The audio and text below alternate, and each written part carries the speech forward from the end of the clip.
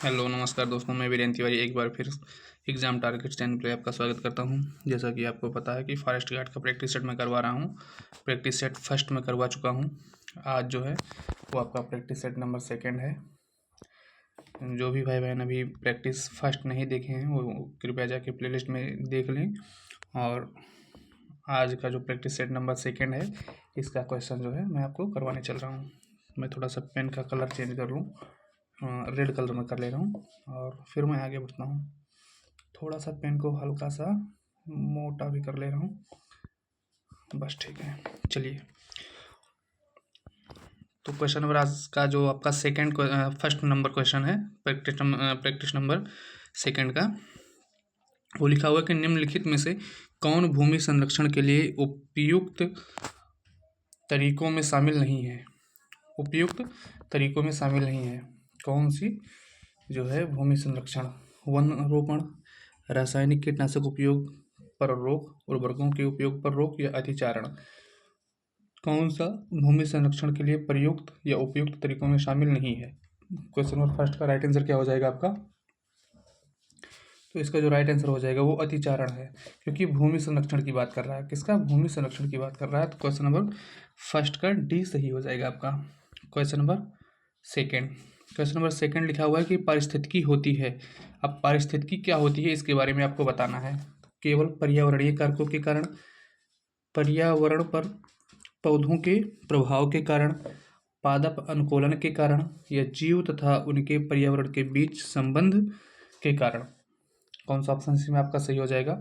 तो जो इसका ऑप्शन आपका सही हो जाएगा वो ऑप्शन नंबर डी, जीव तथा उनके पर्यावरण के बीच संबंध के कारण पारिस्थितिकी होती है। क्वेश्चन नंबर नेक्स्ट में लिखा है पारिस्थितिकी निकेत, जिसे आला भी कहते हैं, की संकल्पना प्रतिपादित किया था। तो आला जो है आला शब्द जो है वो किसने दिया था? आला या निकेत जिसे बोलते हैं आप, वो किसने दिया था? ये इंपॉर्टेंट क्वेश्चन है। ऑप्शन ए ग्रीनेल्स, बी में Darwin, option C E P Odum और ऑप्शन डी सीसी पार्क। तो इसका आपका जो राइट आंसर हो जाएगा वो क्या हो जाएगा? ऑप्शन ए ग्रीनेल्स हो जाएगा। क्या हो जाएगा? ग्रीनेल्स।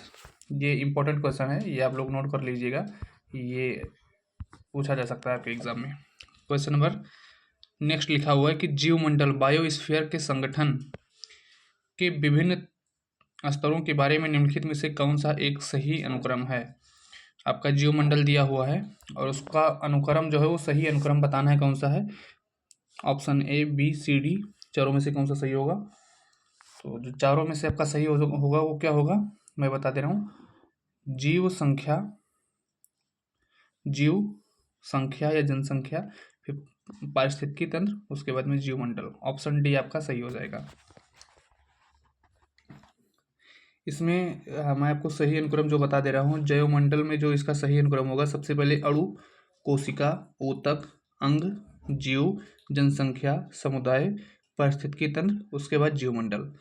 ये इतना अनुक्रम होता है, ये आप याद रखना है। मैं एक बार दोबारा बता दे रहा हूँ। सबसे पहले अणु, उसके बाद कोशिका, फिर ऊतक, फिर अंग, फिर जीव, उसके बाद जनसंख्या, उसके बाद में समुदाय, उसके बाद में पारिस्थितिकी तंत्र, उसके बाद में जीवमंडल। क्वेश्चन नंबर आपका नेक्स्ट, ये आसान क्वेश्चन है। इसका राइट आंसर क्या हो जाएगा? प्रोजेक्ट टाइगर कब से प्रारंभ किया गया था? तो प्रोजेक्ट टाइगर आप लोग जानते हैं कब से प्रारंभ किया गया था? 1973। कब से? 1973 से प्रारंभ किया गया था। अच्छा, मैं आपको कल बताया था कि वायु प्रदूषण अधिनियम कब आया, जल प्रदूषण अधिनियम कब आया और केंद्रीय प्रदूषण नियंत्रण बोर्ड की स्थापना कब हुई? ये आप लोगों को कमेंट बॉक्स में कमेंट करके बताना है। चलिए, क्वेश्चन नंबर नेक्स्ट लिखा हुआ है कि निम्नलिखित में से कौन सा राष्ट्रीय उद्यान लायन टेल्ड या मैकाक, लायन टेल्ड मैकाक, इसको और क्या कहते हैं? सिंह पूछ बंदर का गृह कहाँ पे है? मतलब जो ये आपका मैकाक जो है वो लायन टेल्ड बंदर जो है वो कहाँ पाया जाता है, ये आपसे पूछा गया है। तो जो इसका राइट आंसर हो जाएगा वो क्या हो जाएगा? सांद घाटी। ये केरल में ये पाया जाता है मोस्टली, तो वही सांद घाटी इसमें सही हो जाएगा आपका। क्वेश्चन नंबर नेक्स्ट लिखा है कि आसन कंजर्वेशन रिजर्व कहाँ स्थित है? आसन कंजर्वेशन रिजर्व कहाँ स्थित है ये आपको बताना है। तो जो आसन कंजर्वेशन रिजर्व हो जाएगा वो उत्तराखंड में है। कहाँ पे है? उत्तराखंड में आपका आसन कंजर्वेशन रिजर्व हो जाएगा। क्वेश्चन नंबर नेक्स्ट लिखा है कि भारत के निम्नलिखित वन्यजीव अभयारण्यों पर विचार कीजिए। सिमलीपाल, भद्रा, शिकारी देवी, पंचमढ़ी, ये 4 दिए हुए हैं। क्वेश्चन कह रहा है कि दक्षिण से उत्तर की ओर उनकी स्थिति के अनुसार उपयुक्त वन्यजीव अभयारण्यों का सही क्रम बताइए। दक्षिण से उत्तर की ओर बताना, ये चीज़ आपको ध्यान रखना है। इसका ऑप्शंस मैं आपको दिखा दे रहा हूँ, थोड़ा सा छोटा करना पड़ेगा। इसका जो ऑप्शंस है वो क्या है? ऑप्शंस इसमें आपका ये देख लीजिए, 1 2 3, 2 4 3 1, 3 2 4 1 और 3 1 2 4। तो ये मैं थोड़ा आपको बता दे रहा हूँ क्योंकि ये इसका ऑप्शंस भी दूर दूर है। तो जो इसका राइट आंसर आपका हो जाएगा वो हो जाएगा सबसे पहले भद्रा, उसके बाद में आपका सिमलीपाल, उसके बाद में पंचमढ़ी और उसके बाद में फिर शिकारी देवी। क्योंकि आपको पता है शिकारी देवी मैं लिख भी रखा हूँ हिमाचल प्रदेश में है, भद्रा कर्नाटक में है, पंचमढ़ी आपका मध्य प्रदेश में, सिमलीपाल आपका उड़ीसा में है। तो इस हिसाब से आप कर लीजिएगा। क्वेश्चन नंबर नेक्स्ट पे चलते हैं। क्वेश्चन नंबर नेक्स्ट लिखा हुआ है कि जलवायु परिवर्तन का कारण है। जलवायु परिवर्तन का कारण है, ये आपको बताना है। तो जलवायु परिवर्तन का कारण क्या हो सकता है? तो जो जलवायु परिवर्तन का कारण ग्रीन हाउस गैस, ओजोन परत का क्षरण, प्रदूषण या उपयुक्त सभी। तो जो इसका राइट आंसर हो जाएगा वो हो जाएगा ऑप्शन डी, उपयुक्त सभी। क्वेश्चन नंबर नेक्स्ट में लिखा हुआ है कि निम्नलिखित में से कौन सा सही सुमेलित नहीं है। सही सुमेलित नहीं है, ये आपको बताना है। तो सबसे पहले इसमें लिखा है कार्टेजेना प्रोटोकॉल बायोसेफ्टी से संबंधित है, स्टॉकहोम सम्मेलन अनवरत जैविक प्रदूषक से, मॉन्ट्रियल प्रोटोकॉल ओजोन परत से, या क्योटो प्रोटोकॉल जल संरक्षण से। तो ये आप लोग देख ही लिए होंगे, मैं इसको काट रखा हूँ। जल संरक्षण जो है इससे संबंधित क्योटो प्रोटोकॉल नहीं है, जलवायु परिवर्तन से संबंधित है। और मैं इसका जो भी स्थापना दिवस है मैं ये लिख रखा हूँ, ये आप देख लीजिए। कार्टेजेना जो प्रोटोकॉल हुआ था वो 2000 में हुआ था, स्टॉकहोम 1972 में, मॉन्ट्रियल प्रोटोकॉल 1987 में, और क्योटो प्रोटोकॉल जो हुआ था वो 1997 में हुआ था। ये आपको ध्यान रखना है। और किससे संबंधित है ये भी इम्पोर्टेंट है, ये आपको ध्यान रखना है। मॉन्ट्रियल प्रोटोकॉल आपसे पूछ लेगा कि किससे संबंधित है, आपको बताना पड़ेगा ओजोन परत से संबंधित है। चलिए क्वेश्चन नंबर नेक्स्ट लिखा हुआ है। क्वेश्चन नंबर नेक्स्ट है कि ग्लोबल 500 पुरस्कार प्रदान किए जाते हैं। जो ये ग्लोबल 500 पुरस्कार है किस क्षेत्र में प्रदान किए जाते हैं, आपसे ये पूछा गया है। तो ऑप्शंस इसमें दिए हुए हैं, जनसंख्या नियंत्रण के लिए, आतंकवाद के विरुद्ध अभियान के लिए, पर्यावरण प्रतिरक्षा के लिए, या मादक पदार्थ के विरुद्ध अभियान के लिए। तो इसका जो आपका राइट आंसर हो जाएगा वो क्या हो जाएगा? ऑप्शंस नंबर सी, पर्यावरण प्रतिरक्षा के लिए। किसके लिए? पर्यावरण प्रतिरक्षा के लिए। चलिए क्वेश्चन नंबर नेक्स्ट लिखा हुआ है कि भारत के कुल भौगोलिक क्षेत्र में सघन वनावरण का प्रतिशत है। जो सघन वनावरण है इसका आपको कितना प्रतिशत है ये आपसे पूछा गया है। 8%, 10%, 12% या 14%। तो जो इसका राइट आंसर हो जाएगा वो क्या हो जाएगा? इसका राइट आंसर आपका हो जाएगा ऑप्शन सी, लगभग 12%। कितना? लगभग 12%। और यदि आपसे पूछ रहा है कि अति सघन वन कितना है, तो अति सघन वन आपको 3.04% बताना है। कुल सघन वन की अगर आपसे बात कर लेगा तो 12.37। कुल सघन अगर आपसे कह रहा है तो कितना? 12.37। ये जो लगभग में दिया है वो एग्जैक्ट वैल्यू ये दिया हुआ है। चलिए क्वेश्चन नंबर नेक्स्ट लिखा हुआ है, सूची दी हुई है, सूची एक को सूची दो से मिलाना है। चलिए मैं इसको आपको दिखा दे रहा हूँ थोड़ा छोटा करके। तो इसका जो क्या लिखा है, मैंग्रोव वन मध्य प्रदेश, कुंज कर्नाटक, टेक राजस्थान, शंकुधारी अरुणाचल प्रदेश। अब ये बताना है कि मैंग्रोव वन कहाँ पाए जाते हैं, आपको ये बताना है। तो मैंग्रोव वन आप जानते हैं कहाँ पे, तो कर्नाटक साइड में पाए जाएंगे। कुंज वन कहाँ पाए जाएंगे, तो कुंज आपके राजस्थान साइड पाए जाते हैं। टीक आपका मध्य प्रदेश में। सागौन, ये जो टीक ना इसको सागौन भी बोलते हैं, सागौन, ये ध्यान रखना है, टीक सागौन। और शंकुधारी आपके फिर कहाँ हो जाएंगे, अरुणाचल प्रदेश हो जाएंगे। तो आप इसको मिला लीजिएगा। क्वेश्चन नंबर आपका नेक्स्ट हो जाएगा कि मरुस्थल क्षेत्रों में जल ह्रास को रोकने के लिए निम्नलिखित में से कौन सा पर्ण रूपांतरण होता है या होते हैं, ये बताना है आपको। जल ह्रास को रोकने के लिए कौन सा पर्ण रूपांतरण होता है ये आपको बताना है। कठोर एवं मोमी पर्ण, लघु पर्ण अथवा पर्णहीनता, पर्ण की जगह काटे। तो 14 का क्या राइट आंसर हो जाएगा आपका?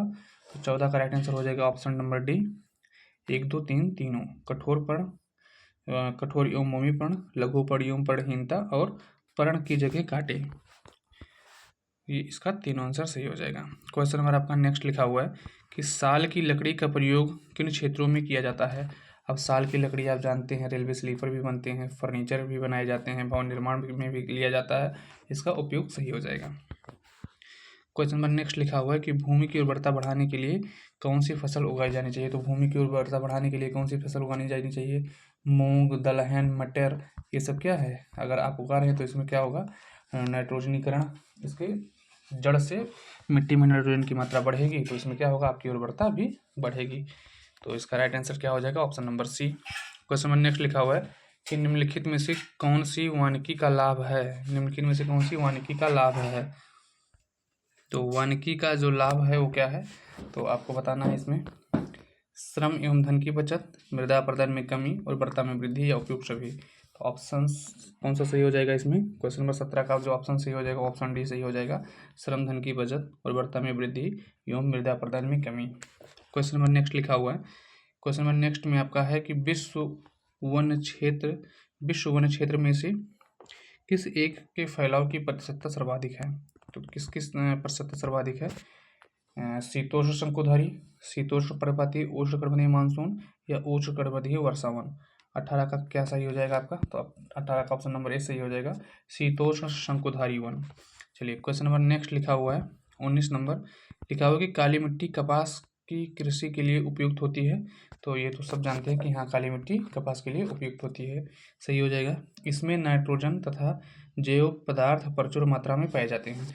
तो इसमें नाइट्रोजन नहीं, इसमें आयरन, चूना, कैल्शियम और उसके बाद में पोटेशियम, एल्यूमिनियम, मैग्नीशियम, ये सब प्रचुर मात्रा में पाए जाते हैं। नाइट्रोजन इसमें प्रचुर मात्रा में नहीं पाया जाता। तो ये आपका ऑप्शन आर गलत हो जाएगा। तो इसका मतलब ए सही है और आर गलत है, ए सही और आर गलत। तो इसका जो राइट आंसर हो जाएगा ऑप्शन नंबर सी हो जाएगा। क्वेश्चन नंबर नेक्स्ट लिखा हुआ है कि निम्नलिखित में से कौन सा जैवमंडल का अजैविक घटक नहीं है। अजैविक घटक नहीं है ये आपको बताना है, कवक, मृदा, प्रोटीन या फास्फोरस। कौन सा नहीं है ये आपको बताना है। ऑप्शन नंबर ए इसका सही हो जाएगा, कवक जो है वो जैवमंडल का अजैविक घटक नहीं है। कवक जो है वो जैवमंडल का अजैविक घटक नहीं है, ये आपको ध्यान रखना है। ये कैसा है, तो ये जैविक घटक है। अच्छा अजैविक और जैविक का मतलब आप समझते हैं, जैविक का मतलब जिसमें जीव हो, जीव जो श्वास लेते हो, प्रकाश संश्लेषण करते हो, पेड़ पौधे, जीव कुछ भी हो तो वो जैविक में हो जाएंगे। बस ये ध्यान रखना कि जो जैविक होंगे, जो जीव हों वो जैविक होंगे, और जो अजैविक होंगे जैसे मृदा में जीव नहीं है, फास्फोरस में जीव नहीं है, प्रोटीन में जीव नहीं है, तो ये अजैविक के अंतर्गत आ जाएंगे। ये आप थोड़ा सा इसको ध्यान रखिएगा। क्वेश्चन नंबर आपका नेक्स्ट लिखा हुआ है कि भारत में वनों को महत्वपूर्ण माना जाता है क्योंकि। भारत में वनों को महत्वपूर्ण माना जाता है तो क्यों माना जाता है, आजीविका का प्रदाता है, ऑक्सीजन प्रदाता है, मृदा अपरदन संरक्षक है या उपयुक्त सभी है। तो 21 का तो ये आसान क्वेश्चन है, आजीविका प्रदाता भी है, ऑक्सीजन तो हमेशा ही हर भारत में ही नहीं हर देश में प्रदान करता है पेड़ पौधा, और मृदा अपरदन का संरक्षक भी है। तो इसका ऑप्शन क्या सही हो जाएगा, डी, ऑप्शन डी सही हो जाएगा। क्वेश्चन नंबर नेक्स्ट लिखा हुआ है कि वैश्विक जनसंख्या का लगभग कितने प्रतिशत जीवन यापन हेतु वनों पर निर्भर हैं। वैश्विक जनसंख्या का लगभग कितने प्रतिशत जीवन यापन हेतु वनों पर निर्भर हैं, कितना है, 22 का बताना है आपको, 20%, 15%, 30% या 25%। 22 नंबर का आपका क्या राइट हो जाएगा, 25%। कितना हो जाएगा, 25% जो है वो वन पर निर्भर हैं। क्वेश्चन नंबर नेक्स्ट लिखा हुआ है कि बीड़ी उत्पादन उद्योग में किस वृक्ष के पत्ते का उपयोग किया जाता है। तो ये तो आप जानते हैं, तेंदू का पत्ता, किसका, तेंदू का पत्ता का यूज किया जाता है। क्वेश्चन नंबर नेक्स्ट लिखा हुआ है, क्वेश्चन नंबर नेक्स्ट 24 नंबर लिखा है। 24 नंबर आपका लिखा है कि किसी जगह के फ्लोरा और फौना सूचित करते हैं। अच्छा फ्लोरा और फौना ये पूछा जाता है, इसमें थोड़ा सा मैं आपको बता दे रहा हूँ। फ्लोरा मतलब फूल, फ्लोरा का मतलब फूल, और फौना जीवना, फौना जीवना, ऐसे आपको ध्यान रखना है। जो फौना होगा, फौना में जीवना, जीवना, जीवना, और ये फ्लोरा का मतलब क्या हो जाएगा, फ्लावर, फ्लोरा का मतलब फ्लावर, ये ध्यान रखना। फ्लोरा तो फ्लावर, अब फ्लावर जो होगा वो क्या हो जाएगा, पक्षी तो रहेंगे नहीं, जंतु तो फ्लावर होगा नहीं, मछली तो रहेंगे नहीं, पेड़ पौधे और जीवना मतलब जंतु, फौना मैं आपको बताया हूँ जीवना, तो ये आप ध्यान रखना है। फ्लोरा का मतलब फूल, और फूल जो होंगे वो पेड़ पौधे, और फौना मतलब ये जंतु हो जाएगा आपका। चलिए क्वेश्चन नंबर नेक्स्ट लिखा हुआ है, भारत में निम्नलिखित में से कौन सी एजेंसी मुख्य रूप से प्रदूषण के मापन से संबंधित है। भारत में कौन सी एजेंसी जो है वो मुख्य रूप से प्रदूषण के मापन से संबंधित है। ग्रीन ट्रिब्यूनल, केंद्रीय प्रदूषण नियंत्रण बोर्ड, केंद्रीय जल आयोग, या सर्वे ऑफ इंडिया। 25 का राइट आंसर क्या हो जाएगा आपका? 25 का आपका राइट आंसर हो जाएगा केंद्रीय प्रदूषण नियंत्रण बोर्ड। देखिए मैं आपको लिखा हूँ एनजीटी, में आपको बताया था एनजीटी के बारे में, नेशनल ग्रीन ट्रिब्यूनल, एनजीटी, ये जो है 18 अक्टूबर 2010 को इसकी स्थापना की गई है। केंद्रीय प्रदूषण नियंत्रण बोर्ड की स्थापना 1974 में की गई है। केंद्रीय जल आयोग की स्थापना 1945 में की गई है। और survey of India, survey of India की स्थापना 1905 में की गई है। अच्छा मैं अब आपसे एक क्वेश्चन पूछ रहा हूँ, आपको बताना है जेडएसआई की स्थापना कब और कहाँ की गई, और बीएसआई की स्थापना, बीएसआई की स्थापना। जेडएसआई का मतलब होता है जूलॉजिकल सर्वे ऑफ इंडिया, और बीएसआई का मतलब होगा बोटैनिकल सर्वे ऑफ इंडिया। इन दोनों की स्थापना कब और कहाँ की गई है ये आपको कमेंट बॉक्स में कमेंट करके बताना है। चलिए क्वेश्चन नंबर आपका नेक्स्ट लिखा हुआ है कि सस्य विज्ञान का जनक किसे कहा जाता है। सस्य विज्ञान जो है उसका जनक किसे कहा जाता है। तो 26 का जो आपका राइट आंसर हो जाएगा वो क्या हो जाएगा? पीटर डी क्रिसेंजी, पीटर डी क्रिसेंजी, पीटर डी क्रिसेंजी, ऑप्शन नंबर बी आपका सही हो जाएगा। और जो ये आपके जेथ्रोटुल लिखे हुए हैं, जेथ्रोटुल जो है खरपतवार विज्ञान के जनक हैं। कौन से के हैं? खरपतवार के हैं। उसके बाद में आपके जो ये लिखे हुए हैं डिक्नोडोल जो लिखे हुए हैं, इनको आपको कमेंट बॉक्स में कमेंट करके बताना है। चलिए क्वेश्चन नंबर नेक्स्ट लिखा हुआ है, क्वेश्चन नंबर नेक्स्ट लिखा है कि दलहनी फसलें फसल प्रणाली के लिए उपयुक्त होती हैं, वे हैं तो क्या हैं वो, ये आपको बताना है। ये कम समय वाली फसलें हैं, रोग रोधी फसलें हैं, लंबे समय वाली फसलें हैं, या नमी दबाव रोधी फसलें हैं। यदि हम दाल की खेती करते हैं तो उससे हमें क्या फ़ायदा होने वाला है ये आपको बताना है।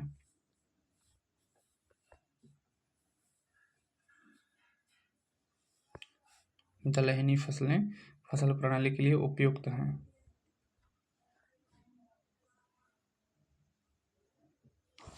जी तो इसका आपका राइट आंसर क्या हो जाएगा? 27 का ए हो जाएगा। कम समय वाली फसलें, क्या हो जाएगा? कम समय वाली फसलें। साल में हम 2 से 3 फसलें भी उगा सकते हैं। चलिए क्वेश्चन नंबर नेक्स्ट लिखा हुआ है आपका, क्वेश्चन नंबर नेक्स्ट है कि वर्षा अनुरूपक का प्रयोग किया जाता है। वर्षा अनुरूपक का प्रयोग किया जाता है तो मृदा क्षरण के अध्ययन में, अपवाह गणना में, या वर्षा अध्ययन में। तो इसका जो आपका राइट आंसर हो जाएगा वो क्या हो जाएगा? तो इसका राइट आंसर आपका हो जाएगा ऑप्शन नंबर डी, मृदा क्षरण के अध्ययन में और अपवाह ऊर्जा तंत्र में। क्वेश्चन नंबर नेक्स्ट है, निम्नलिखित में से कौन सा एक सही सुमेलित नहीं है। कौन सा एक सही सुमेलित नहीं है आपको बताना है। हरित क्रांति खाद्यान्न से है, श्वेत क्रांति दुग्ध से है, पीली क्रांति उर्वरक से है, या नीली क्रांति मछली से है। तो कौन सा इसमें एक सुमेलित सही नहीं है? तो ये पीली क्रांति आप जानते हैं तिलहन से है, लेकिन यहाँ पे क्या लिखा है? उर्वरक से लिखा है, ये गलत हो जाएगा। उर्वरक से कौन सी है? भूरी क्रांति है। कौन सी है? भूरी क्रांति जो है वो आपकी उर्वरक से ही, आपको ध्यान रखना है। चलिए क्वेश्चन नंबर नेक्स्ट, देश में एग्रो इकोलॉजिकल क्षेत्र हैं।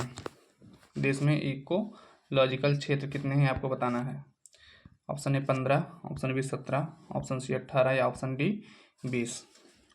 देश में इकोलॉजिकल क्षेत्र कितने हैं ये आपको बताना है। तो जो इसका आपका राइट आंसर हो जाएगा ऑप्शन नंबर डी 20। कितने हैं? 20। अच्छा अब आपको ये बताना है कि इस देश में जलवायु क्षेत्र कितने हैं, आपको कमेंट बॉक्स में कमेंट करके बताना है। देश में जलवायु क्षेत्र कितने हैं ये आपको कमेंट बॉक्स में कमेंट करके बताना है।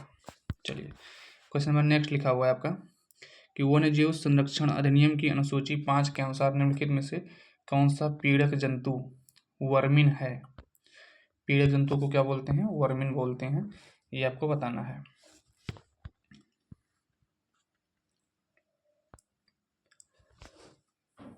तो इसका कौन सा ऑप्शन सही हो जाएगा? 31 का कौन सा ऑप्शन सही होगा?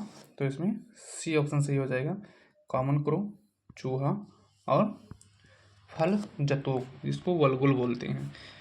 क्वेश्चन नंबर नेक्स्ट लिखा हुआ है कि सबसे अधिक स्थिर पारिस्थितिकी तंत्र कौन सा है। सबसे अधिक स्थिर पारिस्थितिकी तंत्र कौन सा, ये आपको बताना है।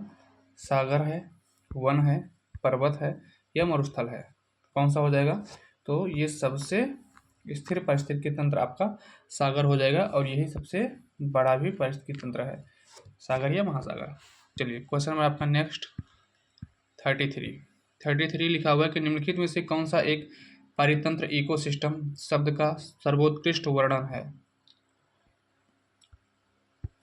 35 नंबर में लिखा हुआ है कि निम्नलिखित में से कौन सा एक पारितंत्र इकोसिस्टम शब्द का सर्वोत्कृष्ट वर्णन है। ऑप्शन ए, एक दूसरे को अन्योन्य क्रिया करने वाले जीवों ऑर्गेनिज्म्स का एक समुदाय, पृथ्वी का वह भाग जो जीवों द्वारा आवासित है, जीवों का समुदाय और साथ ही वह पर्यावरण जिसमें वे रहते हैं। ऑप्शन नंबर डी लिखा हुआ है कि किसी भौगोलिक क्षेत्र में वनस्पति जात और प्राणी जगत, कौन सा सही हो जाएगा। ये प्राणी जात और प्राणी जगत में आप कन्फ्यूजन ना होना कि मैं इसको गलत पढ़ रहा हूँ, प्राणी जगत भी इसको बोल सकते हैं, इसलिए मैं प्राणी जगत भी बोल दिया हूँ। चलिए क्वेश्चन नंबर 33 जो हो जाएगा वो आपका 33 का सी सही हो जाएगा। जीवों या ऑर्गेनिज्म का समुदाय और साथ ही वह पर्यावरण जिसमें वे रहते हैं। क्वेश्चन नंबर आपका 34 लिखा हुआ है कि कार्बन फुटप्रिंट शब्द का क्या अभिप्राय है। कार्बन फुटप्रिंट शब्द का क्या अभिप्राय है, आपको ये बताना है। एक क्षेत्र जो कोयले की खानों से भरपूर हैं, किसी देश का कार्बन डाइऑक्साइड के उत्सर्जन में की गई कमी की मात्रा, विनिर्माण उद्योगों में कार्बन का प्रयोग, हमारे रोजमर्रा के क्रियाकलापों से उत्पन्न ग्रीन हाउस गैसों की मात्रा। तो 34 का आपका राइट आंसर क्या हो जाएगा। 34 का जो आप राइट आंसर हो जाएगा आपका हो जाएगा ऑप्शन नंबर डी, हमारे रोजमर्रा के क्रियाकलापों से उत्पन्न ग्रीन हाउस गैस की मात्रा को ही क्या बोलते हैं, कार्बन फुटप्रिंट बोलते हैं। ये सब इंपॉर्टेंट क्वेश्चन है, ये आप नोट कर लीजिएगा, ये सब आपके एग्जाम में पूछे जा सकते हैं, समझ लीजिए। कार्बन फुटप्रिंट के बारे में आपसे पूछ लेगा। क्वेश्चन में नेक्स्ट लिखा हुआ कि एक पारिस्थितिकी तंत्र के विभिन्न घटकों से होकर पोषक तत्वों का गुजरना क्या कहलाता है। लिखा हुआ एक पारिस्थितिकी तंत्र के विभिन्न घटकों से होकर पोषक तत्वों का गुजरना क्या कहलाता है, आपको ये बताना है। 35 नंबर का जैव भू रासायनिक चक्र, जैव भूगर्भिक चक्र, पारिस्थितिकी अनुक्रम, ये जैविक चक्र। तो इसका जो आपका राइट आंसर हो जाएगा ऑप्शन ए हो जाएगा, जैव भू रासायनिक चक्र। क्वेश्चन नंबर 36 कह रहा निम्न में से कौन से पर्यावरण संतुलन के संरक्षण से संबंधित है। कौन सा है, निम्नलिखित में से कौन सा पर्यावरण संतुलन के संरक्षण से संबंधित है। 36 नंबर का आपका जो राइट आंसर हो जाएगा वो क्या हो जाएगा, शिक्षा नीति। क्या हो जाएगा, शिक्षा नीति।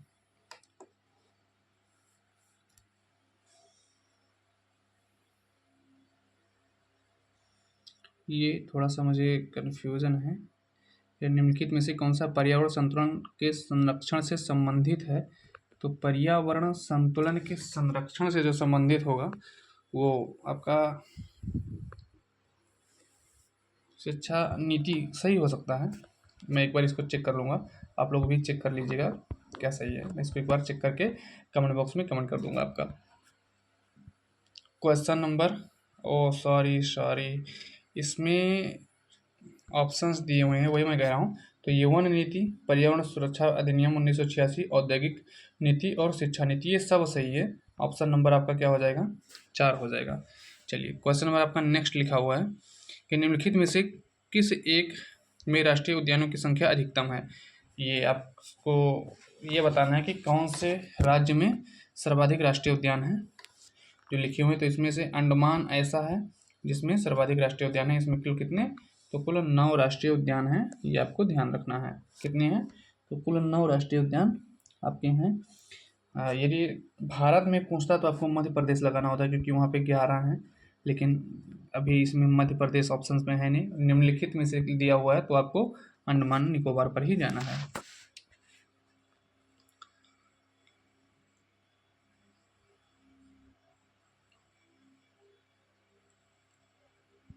चलिए क्वेश्चन नंबर आपका नेक्स्ट लिखा हुआ है कि चंद्रप्रभा वन्यजीव अभयारण्य उत्तर प्रदेश का एक प्रमुख वन्यजीव अभयारण्य है, निम्नलिखित में से कहाँ पर अवस्थित है। चंद्रप्रभा वन्यजीव अभयारण्य जो है वो उत्तर प्रदेश के किस जिले में, आपको ये बताना। तो चंद्रप्रभा चंदौली और जनपद उन्नाव में कौन सा है? तो नवाबगंज पश्चिम बिहार। कौन सा? नवाबगंज पश्चिम बिहार। महाराजगंज में कौन सा है? ये आपको कमेंट बॉक्स में कमेंट करके बताना है। आप लोग देख भी लिए हैं, सोहागी बरवा। कौन सा है? सोहागी बरवा। चलिए क्वेश्चन नंबर नेक्स्ट आपका लिखा हुआ है 39 नंबर। कुछ वन्यजीव अभ्यारण्य दिए हुए हैं और आपको क्या करना है? उनके राज्य से मिलाना है। महानंदा आपको पता ही है, उड़ीसा हो जाएगा। उसके बाद में अभी मैं बताया हूँ चंद्रप्रभा चंदौली, पंचमढ़ी मध्य प्रदेश, लखारी घाटी कहाँ हो जाएगा? पश्चिम बंगाल में। तो ये आप लोग मिला लीजिएगा। क्वेश्चन नंबर नेक्स्ट लिखा हुआ है कि भारत में सबसे बड़ा बाघ आवास पाया जाता है। भारत में सबसे बड़ा बाघ आवास कहाँ पाया जाता है? आंध्र प्रदेश, कर्नाटक, मध्य प्रदेश या उत्तर प्रदेश। 40 नंबर का राइट आंसर क्या हो जाएगा? 40 नंबर का राइट आंसर हो जाएगा आंध्र प्रदेश। और कौन सा? तो शेषाचलम। कौन सा है? नागार्जुन श्रीसागर सैलम या शेषाचलम भी उसको बोला जाता है। तो यही आपका सबसे बड़ा बाघ आवास है और क्षेत्रफल के आधार पर सबसे बड़ा भी यही है। तो क्वेश्चन नंबर आपका नेक्स्ट है कि पर्यावरण के संदर्भ में गंदा तर्जन, वेरी इंपॉर्टेंट क्वेश्चन, जिसको क्या हम बोलेंगे? Very important question.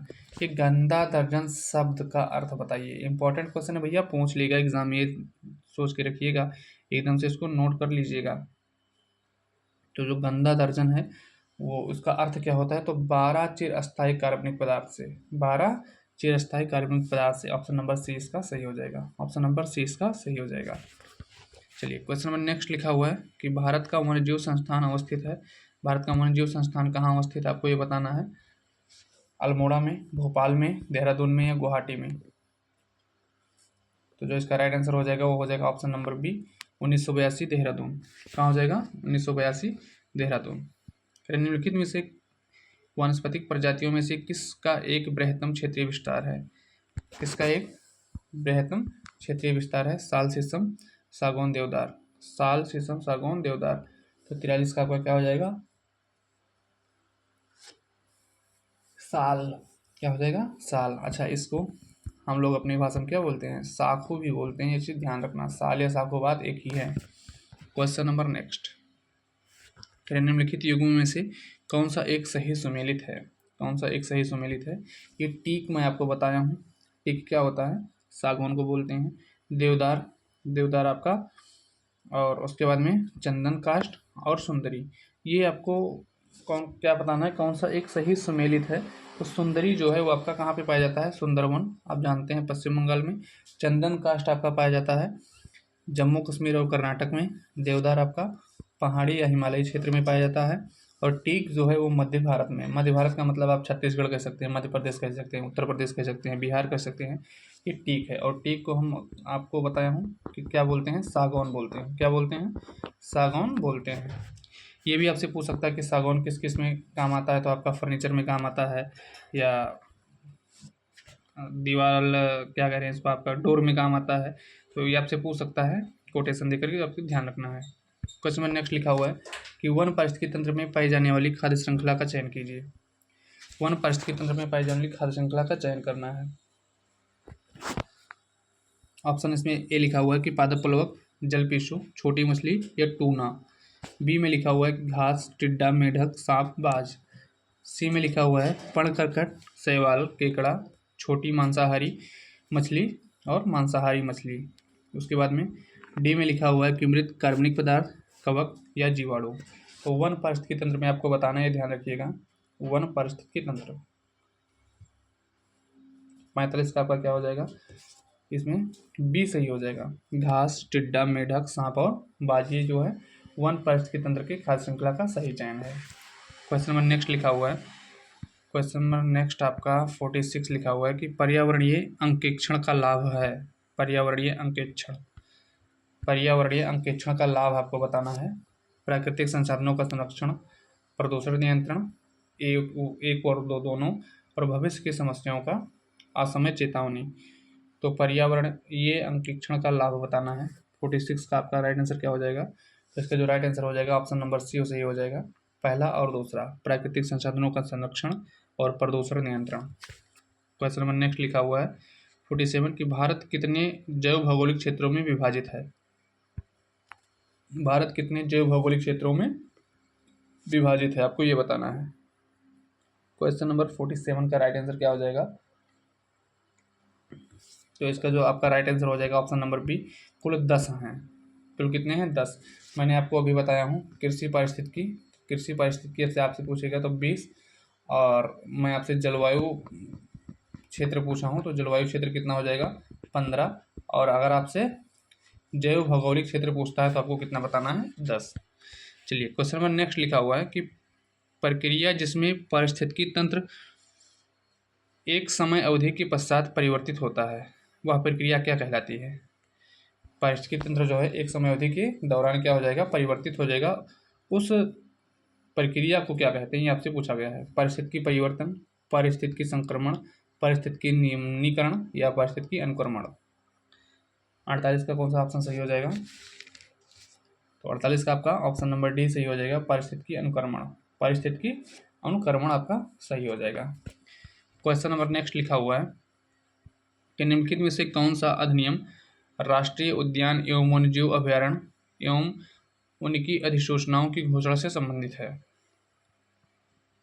उनकी अधिसूचना की घोषणाओं से संबंधित है, ये आपको बताना है। क्वेश्चन नंबर 49,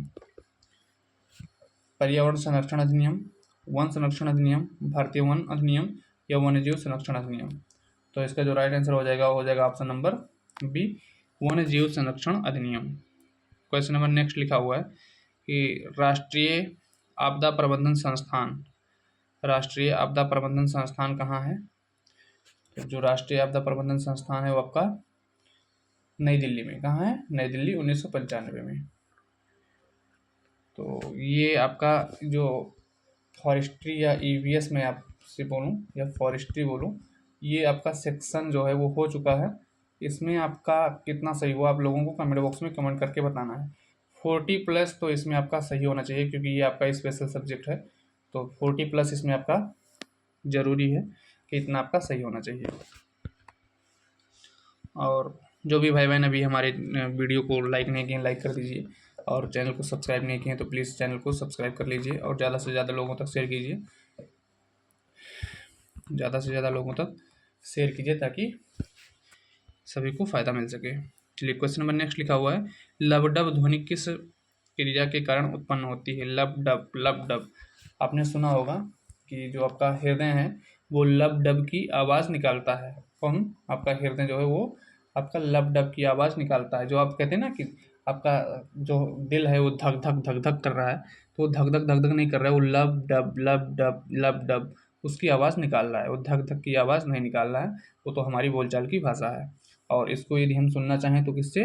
स्टेथोस्कोप से भी सुन सकते हैं। चलिए क्वेश्चन नंबर नेक्स्ट लिखा हुआ है। क्वेश्चन नंबर नेक्स्ट लिखा है कि निम्नलिखित में से यौगिकों के किस समूह को सहायक आहार कारक कहा जाता है? सहायक आहार कारक किसको कहा जाता है, ये आपको ध्यान रखना है। कौन से यौगिक समूह को सहायक आहार कारक कहा जाता है? 52 नंबर का डी सही है, विटामिन। 52 नंबर का क्या सही है? डी सही है, विटामिन। इंसुलिन होता है। इंसुलिन क्या है ये आपको बताना है। इंसुलिन क्या है ये आपको बताना है। 53 नंबर, तो इंसुलिन क्या है? अग्नाशय के अंतःस्रावी भाग या लैंगरहैंस की कोशिकाओं की बीटा कोशिकाओं से स्रावित होने वाला एक जंतु हार्मोन है, ये आपको ध्यान रखना है। क्या है? तो एक जंतु हार्मोन है। अच्छा, ये कहाँ से? तो अग्नाशय से निकलता है, ठीक है। और उसके बाद में ये जो वसा जो है, वसा कौन पचाता है? तो लाइपेज पचाता है। कार्बोहाइड्रेट को इमाइलेज, ये मैं लिख दिया हूँ थोड़ा थोड़ा, छोटा छोटा, इसको आप देख लीजिएगा। चलिए क्वेश्चन में आपका नेक्स्ट हो जाएगा। क्वेश्चन में नेक्स्ट लिखा है कि जिह्वा या जीभ के निम्नलिखित भाग द्वारा मीठे स्वाद का पता लगाया जाता है। जो जीभ है आपकी, वो मीठा स्वाद जीभ के किस भाग से चखा जाता है, ये आपसे पूछा गया है। तो आधार से, मध्य से, अग्र से या किनारों से। तो ये किससे पूछा जाएगा? अग्र या किनारों से। अच्छा, मैं आपसे पूछूं कि खट्टा बताइए कि खट्टा आप जीभ के कौन से साइड से पता कर पाते हैं कि ये खट्टा है या मीठा है? जैसे कहते हैं ना कि खट्टा है या मीठा है, तो मैं आपको बता दिया हूँ कि मीठे का स्वाद तो आप अग्र भाग से ले लेते हैं, लेकिन खट्टा का कहाँ से आप लेंगे, ये बताइए। तो जो खट्टा होगा वो किनारों से। कहाँ से? खट्टा किनारों से। और कड़वे की बात कहेगा तो कहाँ से हो जाएगा? पीछे से हो जाएगा। कहाँ से हो जाएगा? पीछे से हो जाएगा, ये आपको ध्यान रखना। पीछे, जीभ के पीछे वाले भाग से आप उसका स्वाद ले सकते हैं कड़वे का। या डीएनए की द्विकुंडलित संरचना किसके द्वारा दी गई थी? जो डीएनए है उसका द्विकुंडलित मॉडल किसके द्वारा दिया गया था?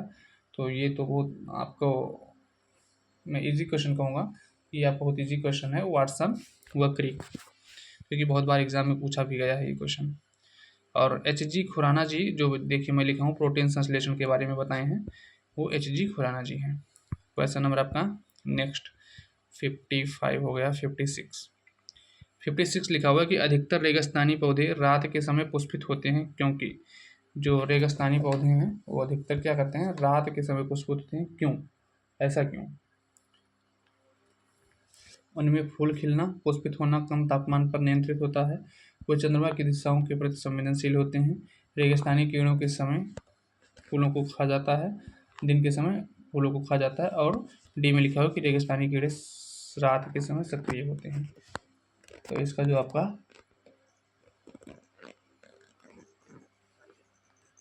ऑप्शन नंबर डी सही हो जाएगा, क्योंकि रेगिस्तानी कीड़े जो हैं वो रात के समय सक्रिय होते हैं। और आपको पता है कि जो कीड़े होते हैं वही एक पेड़ से दूसरे पेड़ पर उनके क्या करते हैं, बीजाणु या अंडाणु जो भी मैं कहूँ वो लेकर जाते हैं।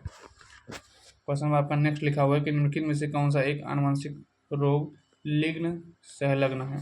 कौन सा एक आनुवंशिक रोग लिग्न सहलग्न है, ये आपको बताना है। 57 का लॉयल हीमोफीलिया, टे सेक्स रोग, पुटिये तंतुमयता, या अतिरिक्त दाब। तो इसका जो आपका राइट आंसर हो जाएगा वो ऑप्शन नंबर ए सही हो जाएगा। रॉयल हीमोफीलिया ये आनुवंशिक रोग है। कैसा रोग है? आनुवंशिक रोग है, ये ध्यान रखना है आपको। फिर आपका क्वेश्चन नंबर नेक्स्ट है 58। यहाँ से आपका मैथ स्टार्ट हो जाएगा। तो मैं मैथ आपको पहले ही बता चुका हूँ कि जितना भी मैथ का क्वेश्चन रहेगा वो मैं आपको एक ही वीडियो में पूरा सॉल्व करवा दूंगा, तो इसलिए मैं इसको स्किप कर रहा हूँ। इसमें टिक मैं लगा दिया हूँ कि कौन सा इसमें सही है, आप लोग सॉल्व कर लीजिएगा। 58 का आपका डी सही हो जाएगा, 59 का आपका भी डी सही हो जाएगा, 60 का आपका बी सही हो जाएगा, 61 का आपका डी सही हो जाएगा, 62 का आपका ए सही हो जाएगा, 63 का आपका बी सही हो जाएगा। अब ये सब क्वेश्चंस वन लाइनर क्वेश्चंस हैं, मेरे को सॉल्व नहीं करना है। इसमें लिखा हुआ है कि संभव त्रिभुज का शीर्षाभिलंब इतना दिया हुआ है, मतलब हाइट दी हुई है 15 सेंटीमीटर, त्रिभुज का क्षेत्रफल पूछ रहा है। तो आपको पता है कि क्या होगा, √3/4a² इसका क्षेत्रफल होता ही है। यदि इसमें शीर्षाभिलंब दिया हुआ है तो हाइट दिया हुआ है तो √3/2a कर दीजिए और उसी की वैल्यू आपको निकालना है। चलिए क्वेश्चन नंबर आपका नेक्स्ट 64 नंबर में आपका क्या सही हो जाएगा, 25 सही हो जाएगा। क्वेश्चन नंबर आपका नेक्स्ट 64 के बाद 65 में बहुलक पूछा गया। तो बहुलक मैं आपको कल ही बता दिया था, बहुलक का मतलब जो बहुत हो, मतलब जो भी आंकड़ा दिया हुआ है जो ज़्यादा बार आए वही आपका बहुलक हो जाता है। बहुलक मतलब बहुत। क्वेश्चन नंबर 66 से मैं आपको सॉल्व करवाऊंगा। यहाँ से कंप्यूटर स्टार्ट है। इसमें लिखा हुआ है कि कंप्यूटर की दुनिया शून्य और एक से निर्मित है। इन शून्य और एक को भंडारित करने के लिए प्रोसेसर अंदर डॉट डॉट लगाया जाता है। तो 66 नंबर का आपका राइट आंसर क्या हो जाएगा?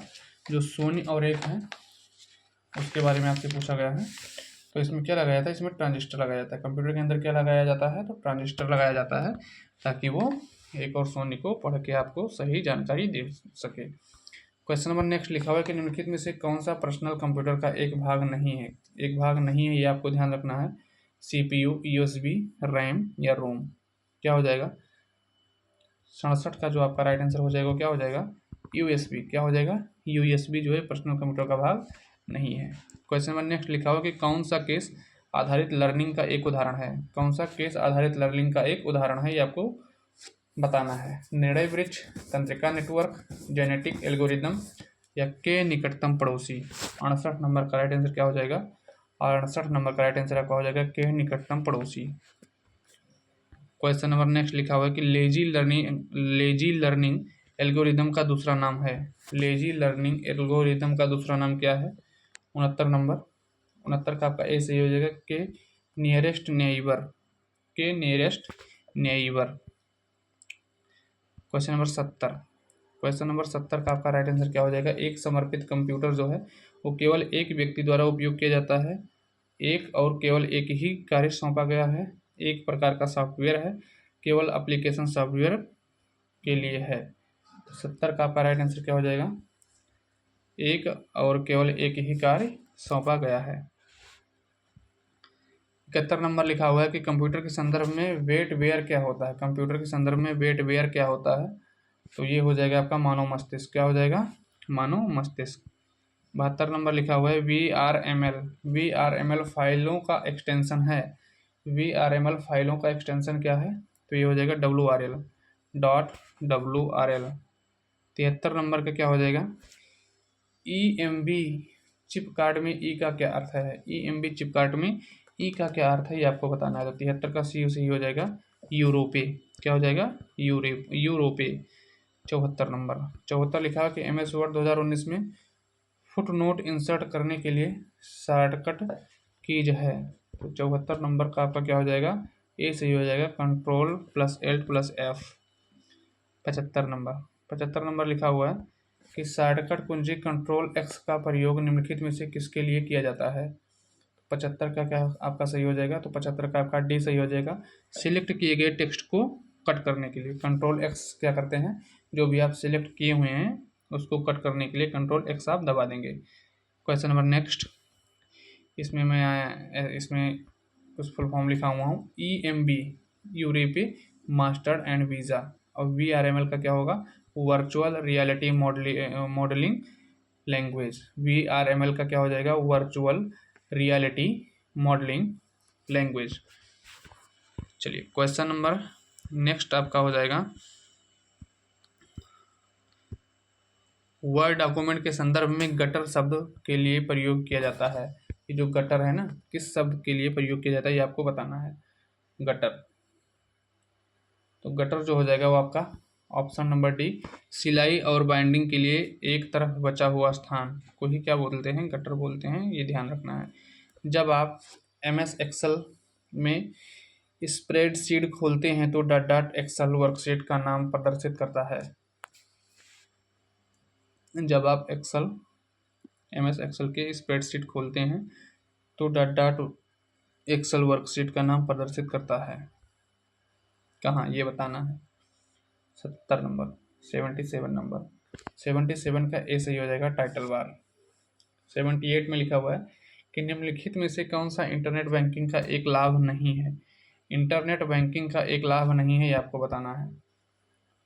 78 नंबर 78, तो इसका जो एक लाभ नहीं है वो ब्याज की उच्चतर दर प्राप्त करना। ब्याज की उच्चतर दर प्राप्त करना। यूनिक्स ऑपरेटिंग सिस्टम को वर्ष 1970 के दशक में डॉट डॉट द्वारा विकसित किया गया था।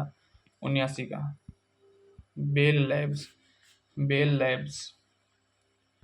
क्वेश्चन नंबर 80, एक ऑप्टिकल कैरेक्टर रीडर का उदाहरण है OCR।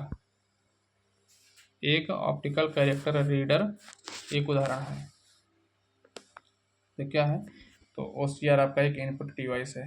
OCR, OMR, उसके बाद में माउस, कीबोर्ड, ये सब आपके क्या हो जाएंगे? इनपुट डिवाइस हो जाएंगे। चलिए क्वेश्चन नंबर, आउटपुट डिवाइस के भी बारे में बता दे रहा हूँ आपको। मॉनिटर हो जाएगा, प्रिंटर हो जाएगा, प्लॉटर हो जाएगा, स्पीकर हो जाएगा। अच्छा, जब आपसे माइक कह देगा ना, तो माइक आपका इनपुट है, क्योंकि आप इसमें बोलते हैं, वो आवाज़ अंदर जाती है, लेकिन स्पीकर क्या करता है? अंदर की आवाज़ बाहर लाती है, तो इसलिए ये आउटपुट हो जाएगा। और माइक क्या हो जाएगा? आपका इनपुट हो जाएगा। ये आपको ध्यान रखना है। चलिए क्वेश्चन नंबर नेक्स्ट लिखा हुआ है। अब यहाँ से आपका UPG का स्टार्ट हो जा रहा है, तो चलिए UPG का मैं सॉल्व करवा रहा हूँ आपको। लिखा हुआ है कि निम्नलिखित में से इस शहर में भारतीय रेल की कोच निर्माण इकाई आधुनिक rail coach factory, modern coach factory स्थित है। मैं कल ही इसको बताया था। ये कहाँ पे है आपका? रायबरेली में। कहाँ पे है? रायबरेली में। और टेलीफोन इंडस्ट्रीज़ कहाँ मैं बताया था? तो इलाहाबाद के नैनी में। कहाँ बताया था? इलाहाबाद के नैनी में टेलीफोन इंडस्ट्रीज़ है। और ये क्वेश्चन आपका एग्जाम में पूछा जाने वाला क्वेश्चन है, कि ध्यान रखिएगा। क्वेश्चन नंबर नेक्स्ट लिखा हुआ है कि 2011 की जनगणना के अनुसार निम्नलिखित में से उत्तर प्रदेश का सर्वाधिक साक्षर जनपद कौन सा है? उत्तर प्रदेश का सर्वाधिक साक्षर जनपद भी मैं कल आपको बताया था, कौन सा जनपद होगा बताइए आप? 82 नंबर का। तो इसमें कानपुर नगर क्या हो जाएगा? कानपुर नगर, क्योंकि सर्वाधिक अगर आपसे पूछेगा ना तो जीटीबी नगर है, जीटीबी नगर, लेकिन ऑप्शन में तो दिया ही नहीं है। तो जीटीबी नगर के बाद में क्या है? कानपुर नगर है, ये आप ध्यान रखना है। चलिए क्वेश्चन नंबर नेक्स्ट। फिर उत्तर प्रदेश का वह जनपद कौन सा है जहां अल्पसंख्यक समुदाय का सर्वाधिक केंद्रीकरण है? तो सर्वाधिक केंद्रीकरण कौन से जनपद में है अल्पसंख्यक का, ये आपको बताना है। 83 नंबर। तो 83 नंबर का ऑप्शन नंबर डी सही हो जाएगा, रामपुर। और आपसे पूछे वैसे ही कि सर्वाधिक जनसंख्या वाला जनपद कौन सा है, तो आपको क्या करना है? प्रयागराज। कौन सा? प्रयागराज, ये आपको ध्यान रखना है, प्रयागराज। क्वेश्चन नंबर नेक्स्ट लिखा हुआ है, एक जिला एक उत्पाद योजना के तहत हस्त निर्मित कागज के उत्पादन के लिए उत्तर प्रदेश के डॉट डॉट जिले को चुना गया है। तो हस्त निर्मित जो है ना, वो कौन सा हो जाएगा, आपको ये बताना है। तो हस्त निर्मित के लिए जालौन, गुण के लिए अयोध्या, खाद्यान्न के लिए उत्तर प्रदेश में बलरामपुर और गोंडा, ये खाद्यान्न। और खाद्यान्न में क्या, तो दालों के लिए सिद्धार्थनगर, चावल के लिए, ये ध्यान रखना है आपको। चलिए क्वेश्चन नंबर नेक्स्ट लिखा हुआ है, 85 नंबर लिखा हुआ है कि किस जिले के भूराजस्व शासन का प्रभारी मुख्य अधिकारी होता है? किस जिले के भूराजस्व प्रशासन का प्रभारी मुख्य अधिकारी डॉट डॉट होता है? सॉरी, किस नहीं लिखा हुआ है, किसी जिले के लिखा हुआ है, तो किसी जिले के भूराजस्व शासन का, तो ये आप सब लोग जानते हैं कौन होता है। 85 नंबर का आप लोग कमेंट कीजिए। तो इसका जो आपका राइट आंसर हो जाएगा वो जिला कलेक्टर। कौन? जिला कलेक्टर हो जाएगा, जिसे आप डीएम बोलते हैं। क्या बोलते हैं? डीएम। क्वेश्चन नंबर नेक्स्ट लिखा हुआ है कि उत्तर प्रदेश में संपूर्णानंद संस्कृत विश्वविद्यालय कहाँ स्थित है? डॉक्टर संपूर्णानंद संस्कृत विश्वविद्यालय कहाँ स्थित है, ये आपको बताना है। तो 86 नंबर का आपका राइट आंसर हो जाएगा ऑप्शन नंबर डी, वाराणसी में। इसकी स्थापना कब हुई थी? तो इसकी स्थापना 1791 में हुई थी। ये भी आपसे पूछा जाता है। यहीं पे वाराणसी में क्या है, तो कला भवन है। क्या है?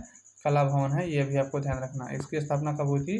तो इसकी स्थापना 1920 में हुई थी, ये भी आपको ध्यान रखना है। चलिए क्वेश्चन नंबर नेक्स्ट लिखा हुआ है कि भारत सरकार ने किस वर्ष में उत्तर प्रदेश की 10 नई आदिवासी जातियों को अनुसूचित जनजातियों के रूप में सूचीबद्ध किया? उत्तर प्रदेश सरकार, भारत सरकार ने किस वर्ष उत्तर प्रदेश की 10 आदिवासी जातियों को अनुसूचित जनजाति मतलब एसटी में शामिल किया, ये आपको बताना है। तो कौन से सन में बताइए? 87 का। तो इसका जो राइट आंसर आपको आ जाएगा ऑप्शन नंबर बी हो जाएगा, 2003 में। कब? 2003 में। चलिए क्वेश्चन नंबर नेक्स्ट लिखा हुआ कि बधाई कौन सी विधा है? ये बधाई है ना, ये कौन सी विधा, ये आपको बताना है। बधाई, तो बधाई जो हो जाएगा आपका वो हो जाएगा बुंदेलखंड का लोक संगीत। कहाँ का? तो बुंदेलखंड का लोक संगीत बधाई हो जाएगा। क्वेश्चन नंबर नेक्स्ट लिखा हुआ है, इसमें सूची को सूची 2 में मिलाना है। कनक भवन कहाँ है? तो कनक भवन आप जानते हैं बहुत फेमस है, अयोध्या का। देवा शरीफ मेला कहाँ लगता है? तो देवा शरीफ मेला कहाँ लगता है? तो बाराबंकी में लगता है। कालिंजर दुर्ग कहाँ हो जाएगा? तो कालिंजर दुर्ग आपका हो जाएगा आपका बांदा में। और कादमगिरी पर्वत जो हो जाएगा वो चित्रकूट में। कादमगिरी पर्वत कहाँ हो जाएगा? चित्रकूट में हो जाएगा। चलिए क्वेश्चन नंबर नेक्स्ट, और ये देखिए मैं लिखा हुआ हूँ, ये भी इम्पोर्टेंट क्वेश्चन है कि शेर शाह का अंतिम अभियान जो है वो कालिंजर दुर्ग ही था, ये आपको ध्यान रखना है। चलिए क्वेश्चन नंबर नेक्स्ट लिखा हुआ है कि निम्नलिखित में से किस स्थान पर उत्तर मध्य क्षेत्र सांस्कृतिक केंद्र स्थित है? उत्तर मध्य क्षेत्र सांस्कृतिक केंद्र स्थित है। 90 नंबर, 90 का राइट आंसर क्या हो जाएगा? प्रयागराज। क्या हो जाएगा? प्रयागराज। क्वेश्चन नंबर 91, 91 में लिखा हुआ है कि सूची 1 को सूची 2 में ही मिलाना है। 84 गुम्बद कहाँ है? जामा मस्जिद कहाँ है? और उसके बाद में बौद्ध स्तूप और कादमगिरी पर्वत। तो कादमगिरी पर्वत तो मैं अभी आपको बताया हूँ कि चित्रकूट में है। कहाँ पे है कादमगिरी पर्वत? चित्रकूट में है। उसके बाद में आपका 84 गुम्बद जो लिखा हुआ है वो 84 गुम्बद आपका हो जाएगा जालौन में, जामा मस्जिद मुरादाबाद में और बौद्ध स्तूप कुशीनगर में। चलिए तो क्वेश्चन नंबर, इसको आप मिला लीजिएगा। क्वेश्चन नंबर नेक्स्ट लिखा हुआ है कि उत्तर प्रदेश राज्य के यमुना एक्सप्रेसवे निम्नलिखित में से किन दो शहरों को जोड़ता है, ये आपको बताना है। तो यमुना एक्सप्रेसवे जो है वो किन दो शहरों को जोड़ता है, आपको ये बताना है। तो 92 का आपका क्या हो जाएगा, आगरा और नोएडा को। इसकी मैं लेंथ लिख दिया हूँ, 165.5 किलोमीटर है। और आगरा और लखनऊ की कितनी है, 302 किलोमीटर। आगरा एवं लखनऊ, आगरा से लखनऊ को ये जोड़ता है, आगरा लखनऊ एक्सप्रेसवे 302 किलोमीटर है। और आगरा से नोएडा को जोड़ता है 165 किलोमीटर यमुना एक्सप्रेसवे, ये आपको ध्यान रखना है। क्वेश्चन नंबर नेक्स्ट लिखा हुआ कि उत्तर प्रदेश में वहाँ कौन सा एकमात्र क्षेत्र है जहाँ तांबा पाया जाता है। उत्तर प्रदेश का वो कौन सा एकमात्र क्षेत्र है जहाँ तांबा पाया जाता है, ये आपको बताना है। बांदा में, मिर्जापुर में, ललितपुर में या बुलंदशहर में। तो इसका जो राइट आंसर आपका हो जाएगा वो हो जाएगा ललितपुर। कहाँ पे, ललितपुर में एक ऐसा जगह है जहाँ पे तांबा पाया जाता है। उत्तर प्रदेश में निम्नलिखित शहरों में से कौन सा मैंगो फूड फेस्टिवल की मेज़बानी करता है। मैंगो फूड फेस्टिवल तो आपको जानते हैं, मलिहा बादाम। तो ये आपका क्या हो जाएगा, लखनऊ। क्या हो जाएगा, लखनऊ हो जाएगा। क्वेश्चन नंबर नेक्स्ट लिखा हुआ है, उत्तर प्रदेश में सुरमा उद्योग के लिए प्रसिद्ध है। तो ये तो बहुत रियर एग्ज़ाम ही बचा होगा जो यूपी बेसिन नहीं पूछा होगा, बहुत बार पूछा जा चुका है, बरेली। और आपने बरेली के बारे में, सुरमा के बारे में तो आपने सुना ही है। चलिए क्वेश्चन नंबर नेक्स्ट लिखा हुआ है कि उत्तर प्रदेश में प्रथम निर्यात संवर्धन औद्योगिक उद्यान स्थापित किया गया था। उत्तर प्रदेश में प्रथम निर्यात संवर्धन औद्योगिक उद्यान स्थापित किया गया था। तो 96 का जो आपका सही हो जाएगा वो बृहत नोएडा या ग्रेटर नोएडा में प्रथम निर्यात संवर्धन औद्योगिक उद्यान यहीं पे स्थापित किया गया था। क्वेश्चन नंबर नेक्स्ट लिखा हुआ कि ब्लैक पॉटरी के लिए geographical indication tag, GI tag जिसे बोलते हैं, वो उत्तर प्रदेश के किन में से किस स्थान से संबंधित है। कॉल पॉटरी जिसे काली मिट्टी बर्तन कहते हैं, और काली मिट्टी बर्तन तो आपको पता ही है, ये कहाँ पे, तो निजामाबाद। निजामाबाद है या नजीबाबाद है, बताइए फटाफट आप लोग। तो निजामाबाद ही है। क्या है, निजामाबाद। आइए, जो आपका निजामाबाद है वो आजमगढ़ में है, ये भी आपको ध्यान रखना है, काली मिट्टी बर्तन के लिए फेमस है।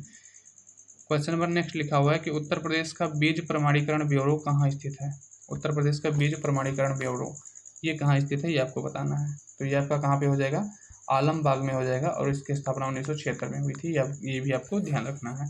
आलमबाग कहाँ है, तो आलमबाग आपको पता होना चाहिए कि ये लखनऊ में है, नहीं कहीं डायरेक्ट आपसे पूछ ले लखनऊ दे दे तो आप आलमबाग रटे बैठे रहें।